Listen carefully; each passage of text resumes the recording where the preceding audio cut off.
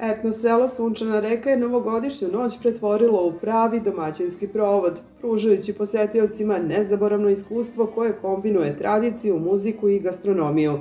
Za muzički program bio je zadužen ansambl Vožd, poznat po izvođenju srpske tradicionalne muzike, stvarajući atmosferu koja je odisala toplinom, karakterističnom za srpske tradicionalne proslave.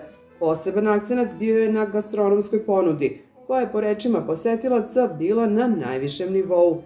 Stvarno uživamo svake godine. Prošle godine smo bili prvog kada je bila svirka na Šoštrinoj plaži i mnogo smo se lepo proveli, tako da smo ove godine odlučili u većoj ekipi da se pojavimo. 4 dana smo ovde, obišli smo ceo Loznički kraj i Sokograd i podzemni grad Karađorđevića, prešli malo u Zvornik, tako da baš uživamo.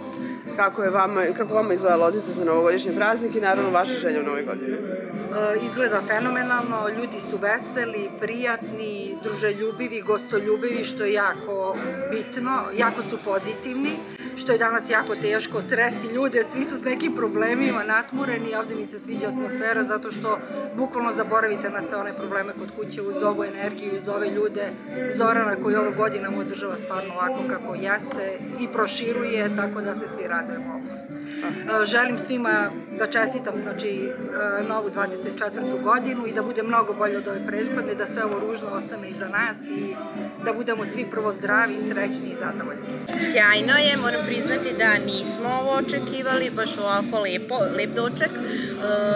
Nismo prvi put tu, bili smo, proslavili smo rođendan i tako. Ono što nas je najviše oduševilo svaki put kad smo bili su konobari koji prosto lete kroz salu, pevaju dok služe i imam utisak da uživaju više čak od nas. Zašto ste izabrali Loznicu kao destinaciju i koje su vam želje u novoj godini? Loznicu kao destinaciju smo izabrali zato što je dovoljno daleko i dovoljno blizu. Dolazimo iz Beograda, naša Srbija je lepa, ovde kraj nudi svašta. U novoj godini želim sve najlepše mojoj porodici, meni i svima vama. Etno selo Sunčana reka je još jednom dokazalo da je idealno mesto za one koji žele da doček nove godine provedu u tradicionalnom srpskom ambijentu, uz zvuke dobre muzike i ukuse tradicionalnih jela, što je zajedno stvorilo nezaboravnu novogodišnju noć.